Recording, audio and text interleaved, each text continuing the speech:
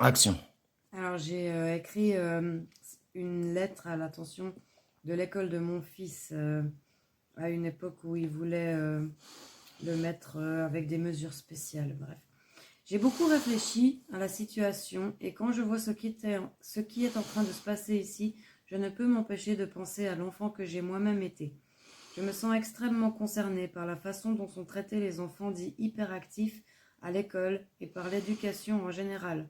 Tout cela m'a fait penser à cette citation d'un philosophe indien spécialiste de l'éducation du nom de Jiddu Krishnamurti, qui est mort 2 ans avant ma naissance et qui a dit « Ce n'est pas un signe de bonne santé mentale d'être bien adapté à une société malade. » Il m'est alors venu une pensée innovante. Et si mon fils était normal? Et si c'était l'école qui était malade? Je fais partie des gens qui pensent que la société dans laquelle on essaye de nous faire vivre est inhumaine. Et je ne vous parle pas seulement en tant que mère inquiète pour son enfant, ce que je suis assurément. Oui. Je vous parle aussi en tant que citoyenne révoltée. D'après mes recherches, l'hyperactivité est un coup monté des industries pharmaceutiques en coopération avec le système capitaliste pour nous faire croire que ce sont les enfants comme nous qui ont un problème, alors que nous sommes des êtres humains qui ont juste une particularité neurologique qui nous rend moins sensibles au conditionnement. Nous avons de la peine avec la notion d'autorité, nous avons un esprit très créatif, mais nous sommes surtout incapables de simuler le bonheur. Quand il nous arrive d'être blessés, nous ne sommes pas du genre à refouler nos émotions, nous sommes du genre à hurler à la face du monde notre désespoir. Et qui ne serait pas désespéré avec un père qui abuse de votre innocence ou qui maltraite votre mère? Nous sommes des êtres humains normaux qui réagissent normalement face à des situations inacceptables et inhumaines. Bien sûr, il est plus facile de pointer du doigt les gens qui ne s'adaptent pas au système plutôt que de remettre en question le système lui-même. On observe les gens, on transforme le rappel au secours en une liste de symptômes à laquelle on donne un nom vendeur et voilà comment on invente une maladie. Ensuite, on s'enrichit sur la vente d'un médicament qui n'est rien d'autre qu'une camisole de force un peu plus élaborée. Particulièrement comme par hasard, cette maladie touche plus particulièrement les marginaux, les artistes, les personnes qui ont un QI plus élevé que la moyenne, bref, ceux qui ne s'intègrent pas bien dans le marché du travail actuel. À mon époque, on disait qu'on était des sales gamins, ou encore avant qu'on était possédés par le démon, mais au final, peu importe le nom qu'on nous donne, tant qu'on peut justifier notre comportement sans mettre en cause notre environnement. Pendant combien de temps encore allons-nous ignorer ce que ces enfants essayent de nous enseigner? Ces enfants nous disent qu'ils ne veulent pas du monde que nous leur proposons. C'est à nous de construire un monde dans lequel ils auront envie de vivre. Je sais que cela fait un certain temps que le statut social des enseignants a baissé, mais c'est un tort. Vous êtes les piliers de la société, car vous avez des âmes humaines entre vos mains. Nous vous confions nos enfants, des êtres en plein développement de leur identité, des êtres fragiles et influençables pour lesquels vous êtes des exemples, des modèles.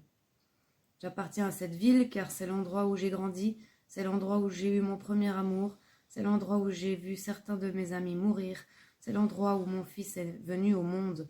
Fribourg, la ville de la liberté, ou du moins il faut qu'elle le redevienne.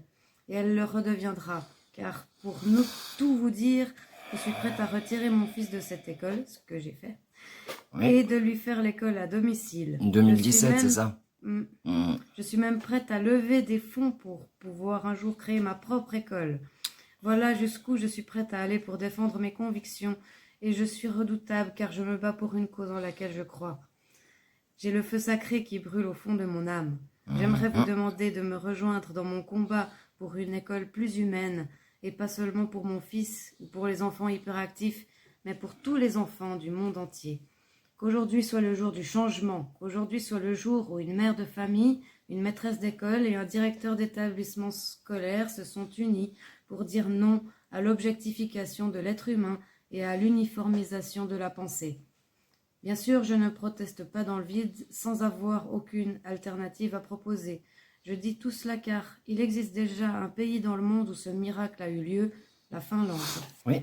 Dans un reportage de Michael Moore où il visite une école finlandaise, on peut voir que les enfants n'ont pas ou quasiment pas de devoirs.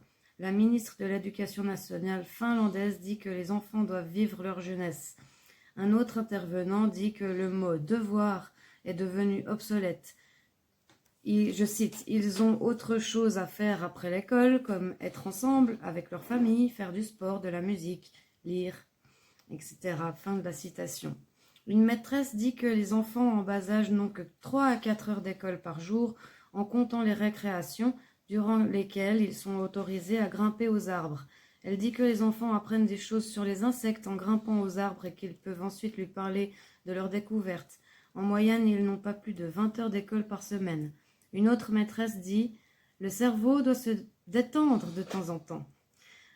Ils ont de meilleurs résultats en allant moins à l'école. » Ou encore « À l'école, on doit apprendre à être heureux. » Enfin, la directrice de l'école dit « Je veux que les enfants jouent. » Cela paraît étonnant car nous avons tout simplement oublié qu'apprendre est un jeu. Aux USA, toutes les matières qui ne permettent pas de trouver un job sont supprimées et notre pays prend toujours exemple sur la première puissance mondiale.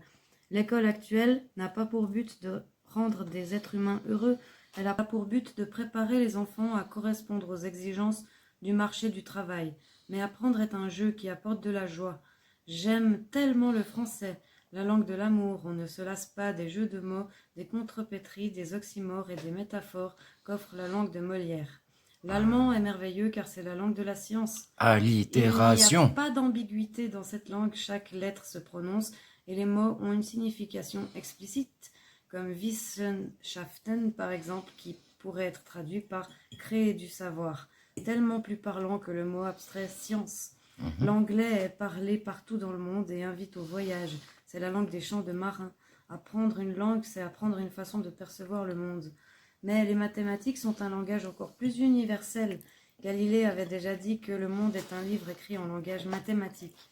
Les maths nous permettent d'affiner notre esprit logique et de mieux résoudre des problèmes dans nos vies ou de mieux jouer aux échecs, donc d'être capable d'élaborer des stratégies pour atteindre nos objectifs. Ça développe aussi le cortex préfrontal lié à nos capacités à l'empathie. La connaissance est une ressource extraordinaire et il faut être capable de donner envie aux enfants d'apprendre en leur donnant le sentiment d'être concernés par le sujet. Je trouve que l'école manque de passion. En conclusion, je suis venue vous dire que mon fils n'est pas malade, qu'il n'a pas besoin ni de thérapie ni de médicaments, mais plutôt que c'est cette école qui a un fonctionnement malsain. Je suis scandalisée de voir qu'il y a des punaises pour les comportements négatifs, mais que rien n'a été mis en place pour récompenser les comportements positifs. Comment voulez-vous valoriser les enfants en ne portant votre attention que sur leurs défauts et leurs erreurs, sans leur donner des ressources pour agir autrement ? Pourquoi demander à un enfant de 8 ans de réfléchir à son comportement si vous ne lui avez pas au préalable montré concrètement le comportement que l'on attend de lui dans son rapport avec les autres ? Donnez-leur les moyens d'atteindre ces compétences sociales. Donnez-leur l'exemple en vous montrant humain envers eux. Être un modèle, c'est aussi savoir baisser sa garde et admettre ses propres défauts. Je n'obtiens rien de mon fils si je ne suis pas moi-même parfaitement honnête. C'est en admettant mes propres difficultés qu'il se sent compris. C'est en lui expliquant les efforts que j'ai faits pour dépasser mes limites qu'il comprend qu'il est possible de s'améliorer. Et c'est en le traitant comme mon égal et en l'encourageant qu'il sait qu'il en est capable lui aussi. Soyez plus humain, s'il vous plaît. Je t'aime, mon amour. Voilà. Et bon appétit. J'avais encore noté pour le mot de la fin, les enfants hyperactifs sont le symptôme d'une société malade. Voilà. D'accord.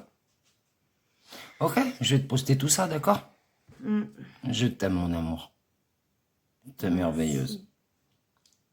Oui, je suis persuadé que t'es la femme la plus intelligente du monde.